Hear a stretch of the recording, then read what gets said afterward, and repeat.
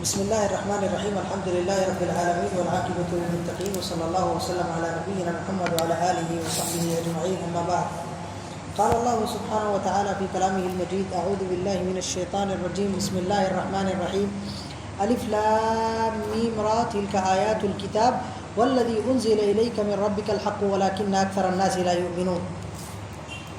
ہر قسم کی تعریف اللہ عز و جل کے لیے ہے۔ درود و سلام ہو اللہ کے تمام انبیاء کرام علیہم الصلاۃ والسلام پر، خصوصاً ہمارے اور آپ کے آخری نبی جناب محمد رسول اللہ صلی اللہ علیہ وسلم پر۔ میرے بھائیوں، بزرگوں اور دوستوں، اللہ کے فضل سے آج تراویح کی نماز میں سورہ یوسف کا آخری حصہ تلاوت کیا گیا، سورہ رعد کی تلاوت کی گئی اور سورہ ابراہیم کی تلاوت کی گئی۔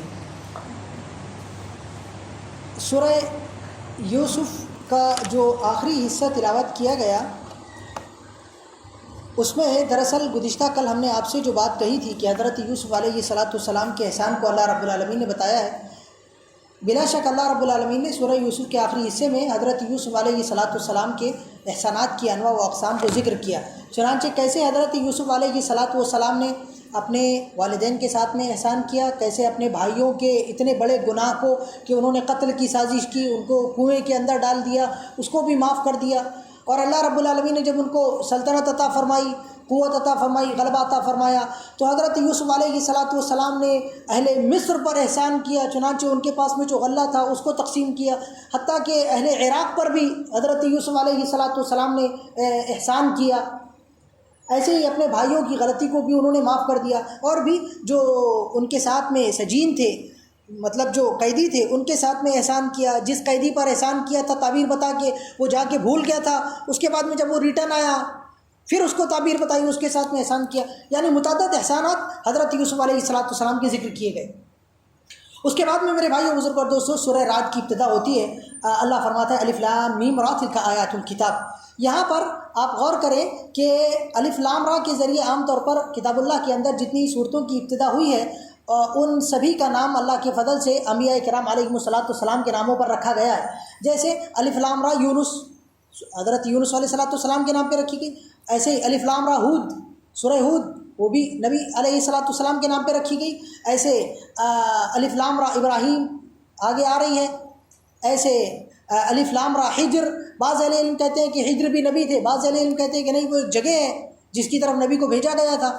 اور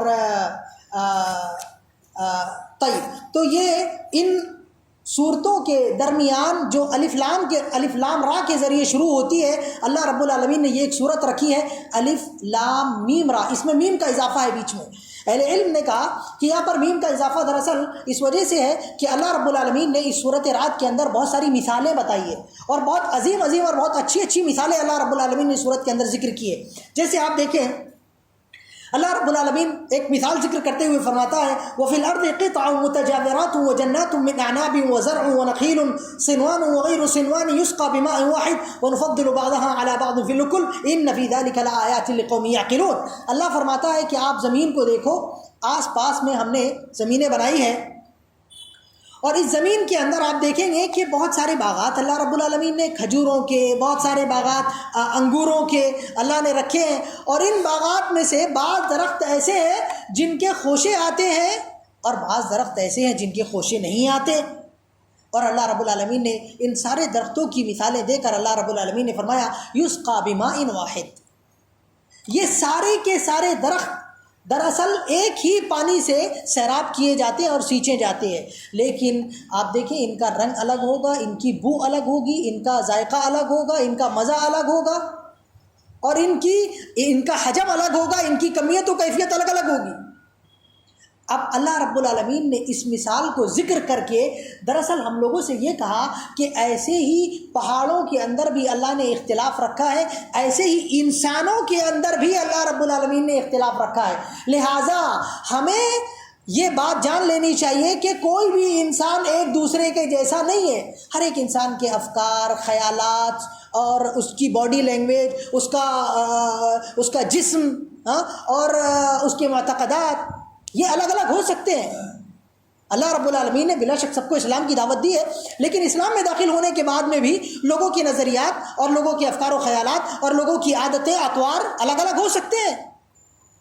اسی لیے گویا اللہ رب العالمین نے ہم لوگوں کو ایک دوسرے کو برداشت کرنے کی تعلیم دی، اور ہمیں اللہ رب العالمین نے اس بات سے منع کیا کہ ہم سب کو ایک لاٹھی سے نہ ہانکیں، سب کو ایک جیسا بنانے کی کوشش نہ کریں۔ اسکولوں کے اندر، کالجوں کے اندر اکثر بہت سارے جو یعنی محققین ہیں، اہل علم، وہ کہتے ہیں کہ آج اسکولوں کے اندر ایک بہت بڑا پرابلم یہ ہے کہ پورے اسکولوں کے اندر مقارنہ کیا جاتا ہے، ایک تو طلباء کے اندر، حالانکہ اللہ کے نبی صلی اللہ علیہ وسلم نے تمام بنی آدم کو کان کی طرح قرار دیا۔ ہر ایک کے اندر اللہ رب العالمین نے الگ الگ خاصیتیں رکھی ہیں جو دوسرے کے اندر نہیں ہیں، چنانچہ سب کو ایک لاٹھی سے ہانکا جاتا ہے، ایک دوسرے کے ساتھ میں مقارنہ کیا جاتا ہے اور سب کو ایک ہی جیسا بنانے کی کوشش کی جاتی ہے۔ یہ ٹھیک نہیں ہے۔ ہر ایک اللہ رب العالمین کی قدرت کا الگ الگ شاہکار ہے، اس کی اپنی طبیعت، اس کی اپنی فطرت کے حساب سے، اس کی اپنی رغبت توجہ کے حساب سے اسے پروان چڑھانے کی ضرورت ہے، اس کی تربیت کرنے کی ضرورت ہے۔ اللہ رب العالمین نے اس آیت کے ذریعے، اس مثال کے ذریعے ہمیں یہ سمجھایا۔ ایسے ایک اور مثال اللہ رب العالمین نے اس کے اندر ذکر کی ہے، وہ ہے کافروں کی مثال۔ اللہ فرماتا ہے لہو دعوت الحق والذین یدعون من دونه لا يستجیبون لهم بشیء الا کباسط کفیہ الی الماء لیبلغ فاہ وما هو ببالغہ وما دعاء الکافرین الا فی ضلال۔ یہاں پر اللہ رب العالمین نے کافروں کی دعا کی مثال بیان کی، اور دعا کے ذریعے کافرین کے جتنے اعمال ہیں ان سارے کے سارے اعمال کی مثال بیان کی۔ اللہ رب العالمین نے فرمایا کہ کافر جو معبودان باطلہ کے سامنے جا کر کے دعا کرتے ہیں، منتیں مانگتے ہیں، عبادتیں کرتے ہیں، سجدے کرتے ہیں اور نذر و نیاز کرتے ہیں، قربانی دیتے ہیں، چادریں چڑھاتے ہیں، جو بھی کرتے ہیں، ان کی مثال ایسے ہے جیسے کہ کوئی شخص کنویں کے باہر کھڑا ہو اور کنویں کے پانی سے کہے کہ پانی میرے منہ میں آ جا۔ کیا وہ پانی اس کے منہ میں آ جائے گا؟ نہیں آئے گا۔ ایسے ہی گویا اللہ رب العالمین نے یہ کہا کہ کافر جتنی دعائیں کر لے، اللہ عز و جل ان کی دعائیں قبول کرنے والا نہیں ہے۔ ان کی دعائیں ضلال میں، گمراہی میں، اندھیرے میں، اللہ قبول نہیں کرے گا۔ اللہ اگر کچھ دینا چاہے گا تو اپنے امر کونی سے اللہ ان کو عطا فرمائے گا، لیکن اللہ ان کی دعائیں قبول نہیں کرے گا۔ اللہ رب العالمین نے یہاں یہ بات کہہ دی ہے۔ تو ایسے ہی ان کے جتنے اعمال ہیں ان کی مثالیں اللہ رب العالمین نے ابھی ہم نے آج پڑھ کے گئے۔ اللہ فرماتا ہے مثل الذین کفروا بربہم اعمالہم کرماد اشتدت بہ الریح فی یوم عاصف۔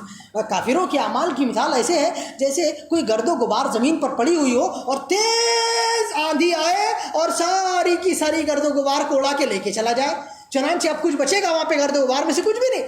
ایسے ہی کافرین جب اللہ رب العالمین کے پاس میں آئیں گے تو وَقَدِمْنَا إِلَىٰ مَا عَمِلُوا مِنْ عَمَلٍ فَجَعَلْنَاهُ هَبَاءً مَنْثُورًا۔ اللہ رب العالمین ان کے اعمال کی طرف بڑھے گا اور اس کو گرد و غبار بنا کے اڑا دے گا، کوئی فائدہ نہیں۔ والذین کفروا اعمالهم کسراب بقیعة يحسبه الظمآن ماء حتى اذا جاءه لم يجده شيئا ووجد الله عنده فوفاه حسابا۔ کافرین کے اعمال ایسے ہیں جیسے چٹیل میدان کے اندر، صحرا کے اندر ایک دیکھنے والے کو، چلنے والے کو ایسا لگتا ہے جیسے دریا ہو، لیکن جب اس کے پاس میں جاتا ہے تو سراب کے علاوہ کچھ بھی نہیں ہوتا۔ ایسے ہی کافروں کے اعمال ہیں، کافروں کی دعائیں ہیں، کافروں کی نمازیں، روزے، جو بھی وہ کر رہے ہیں غیر اللہ کے لیے وہ ہے۔ تو اللہ رب العالمین نے ہم سے کہا کہ اللہ کے لیے دعوت حق ہے، لہٰذا مطلب یہ ہے کہ نماز، روزہ، عبادت جو اللہ کے لیے ہوگی وہ قبول ہوگی، جو غیر اللہ کے لیے ہوگی وہ قبول نہیں ہوگی۔ ہمیں بھی اپنے اعمال میں غور کرنا چاہیے کہ ہمارے اعمال میں سے کتنا حصہ غیر اللہ کے لیے ہے اور کتنا حصہ اللہ کے لیے۔ جو اللہ کے لیے رہے گا خالص وہی اللہ قبول کرے گا، غیر اللہ کے لیے ہمارے اعمال میں سے بھی حصہ اللہ رب العالمین قبول نہیں کرے گا، کیونکہ اللہ شرکت کو پسند نہیں کرتا۔ چلیں ایک اور مثال اللہ رب العالمین نے یہاں پر بتائی ہے، وہ ہے حق کی مثال اور باطل کی مثال۔ کیا پیاری مثال ہے، دیکھیں میرے بھائیو، اللہ فرماتا ہے انزل من السماء ماء فسالت اودية بقدرها فاحتمل السيل زبدا رابيا ومما يوقدون عليه في النار ابتغاء حلة او متاع زبد مثله كذلك يضرب الله الحق والباطل۔ اللہ رب العالمین نے یہاں پر مائی اور حراری یا ناری، یہاں اللہ نے دو مثالیں بتائی ہے، ایک پانی کی مثال، دوسری آگ کی مثال، حق و باطل کے لیے۔ چنانچہ آپ دیکھیں اللہ فرماتا ہے کہ جب بارش ہوتی ہے تو زیادہ بارش ہونے کی وجہ سے زمین میں سیلاب آتے ہیں، اور جب سیلاب آتے ہیں تو یہ سیلاب جب زمین پر سے گزرتے ہیں تو اپنے ساتھ میں جھاڑ جھنکار، پودے، پتے اور بہت ساری زبد، بہت سارا پھیس اڑا کے لے کے جاتے ہیں، چل کے لے کے جاتے ہیں۔ حتیٰ کہ اگر کسی مستنقع میں، کسی تالاب میں جا کر وہ پانی جب جمع ہوتا ہے تو آپ دیکھیں گے کہ اس کے اوپر پورا گرد و غبار، پورا فیس اور رغب جمع ہوا ہے، زبد جمع ہوا ہے۔ حتیٰ کہ دیکھنے والے کو کبھی کبھی ایسا محسوس ہوتا ہے کہ یہاں پہ پانی نہیں ہے بلکہ یہ صرف اوپر کا کچرا رکھا ہوا ہے۔ ایسا دکھائی دیتا ہے. یہاں اللہ رب العالمین نے فرمایا کہ یہ کافروں کے غلبے کی، قوت کی، کافروں کے اعمال کی، کافروں کے دین کی مثال دراصل یہ ایسے ہی اوپر کے فیس کی طرح ہے اور اوپر کے جھاگ کی طرح ہے. حقیقت اس کی کچھ بھی نہیں ہے، لیکن اصل حقیقت اس پانی کی ہے جو اس جھاگ کے نیچے ہے. چنانچہ تھوڑی دیر میں یہ فیس اور یہ جھاگ ختم ہو جائے گا، اس کے بعد میں پانی بچا رہے گا. اس پانی کے ذریعے دراصل زمین سیراب ہوگی، اور جب زمین سیراب ہوگی تو اس سے پیڑ پودے نکلیں گے، اس پیڑ پودوں سے پھول آئیں گے، پھل آئیں گے، لوگ فائدہ اٹھائیں گے، چرند پرند جانور فائدہ اٹھائیں گے. تو فائدہ اصل کس سے ہوا؟ اس پانی سے ہوا، اس جھاگ سے کوئی فائدہ نہیں ہوا. اللہ رب العالمین نے فرمایا کہ حق کی مثال ایسے ہی ہے اور باطل کی مثال ایسے ہی ہے. یہ ایک مثال اللہ رب العالمین نے ذکر کی. بعض اہل علم نے کہا میرے بھائیوں کہ یہاں پر اللہ نے دراصل پانی جب کہا نا تو حقیقت میں علم اور ہدایت کو اللہ نے مراد لیا. چنانچہ جب ابھی ہم بیٹھے علم حاصل کر رہے ہیں میرے بھائیوں، اللہ رب العالمین نے گویا یہ کہا کہ علم اور ہدایت کی بارش جب ہوتی ہے تو یہ دل، ہمارے سب کے دل، آپ کے میرے سب کے دل زمینیں ہیں. سب کے دل کیا ہے؟ زمینیں. جب اللہ کی طرف سے علم و ہدایت کی یہ بارش ہمارے دلوں پہ ہوتی ہے تو ہمارے دلوں کے اندر سے یہ علم و ہدایت کی باتیں جب گزرتی ہے تو اپنے ساتھ میں شکوک کو، شبہات کو، گناہوں کو یہ لے کے چلتی ہے، اور لے کے جانے کے بعد میں ان کو گرد و غبار بنا کے اور ان کو فیض بنا کے، ان کو جھاگ بنا کے اڑا دیتی ہے. چنانچہ پھر یہ علم، یہ ہدایت، یہ نور الہی ہمارے دل میں باقی رہ جاتا ہے، اور پھر وہ ہمارے دل کے اندر وہ جذب ہوتا ہے، اور پھر اس سے عبادت کے، روزے کے، نمازوں کے، اللہ کے ذکر کے یہ پودے اگتے ہیں اور وہ ہمارے کو فائدہ پہنچاتے ہیں.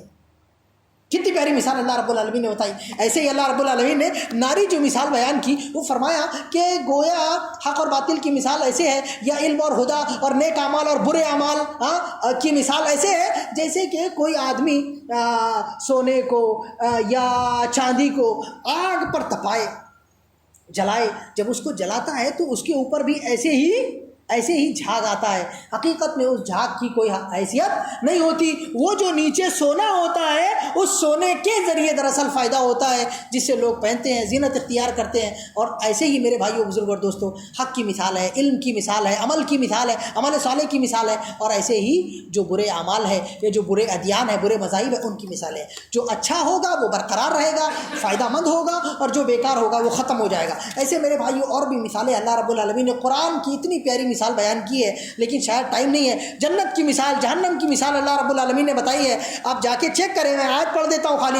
مثل الجنت التي وعد المتقون تجری من تحتها الانہار اکلها دائم وظلها تلك عقبى الذين اتقوا. وہ جنت کی مثال جس کے لیے آپ سب لوگ عمل کر رہے ہیں ایسے ہے میرے بھائیوں، جس کا سایہ ہمیشہ رہنے والا ہے، جس کے نیچے نہریں جاری ہے. وہ پانی ایسا پانی ہوگا جو کبھی بھی باسا نہیں ہوگا. وہاں دودھ کی نہریں ہوگی، شہد کی نہریں ہوگی، اور ایسی مصفہ شراب کی نہریں ہوگی جس کے پینے سے انسان کو نشہ نہیں آئے گا. اللہ مثال دے کے فرما رہا ہے، بھلا بتاؤ کہ کیا یہ ٹھکانہ زیادہ اچھا ہے یا یہ کہ ایسا پانی جہنم کے اندر دیا جانا جس کے منہ کے قریب لانے سے ہونٹ گل کے نیچے آ جائے گا. یہ والا ہونٹ، اوپر والا ہونٹ یہ ہماری گدی تک کے چلا جائے گا، اور منہ کے اندر رکھتے ہی زبان گل جائے گی، اتڑیاں گل جائے گی، اور پاخانے کے راستے باہر نکل جائے گی. اب یہ دونوں مثالوں میں سے آپ کون سی مثال بننا چاہیں گے یا کون سی مثال کو اختیار کرنا چاہیں گے؟ اللہ رب العالمین نے ہمارے سامنے رکھا. قرآن کی مثال اللہ رب العالمین نے دی. یہ وَلَوْ أَنَّ قُرْآنًا سُيِّرَتْ بِهِ الْجِبَالُ أَوْ قُطِّعَتْ بِهِ الْأَرْضُ أَوْ كُلِّمَ بِهِ الْمَوْتَى. اللہ رب العالمین نے بس میرے بھائیوں معاف کیجیے، اللہ نے ایک توفیق عطا فرمائے، اللہ معاف فرمائے. لا الہ الا اللہ. 14 منٹ ہو گئے، اللہ معاف فرمائے. طیب، قرآن کی مثال آپ جا کر چیک کر لیجئے، اللہ آپ کو ایک توفیق عطا فرمائے. کافرین بہت ساری باتیں کہتے تھے، اللہ نے بڑی پیاری بات قرآن کی مثال میں یہاں ذکر کی. ایسا دیکھیں ابھی سورہ ابراہیم کا خلاصہ ایک آیت میں میں آپ کو دے دوں گا. اللہ معاف فرمائے. اللہ فرماتا ہے لئن شکرتم لازیدنکم ولئن کفرتم ان عذابی لشدید.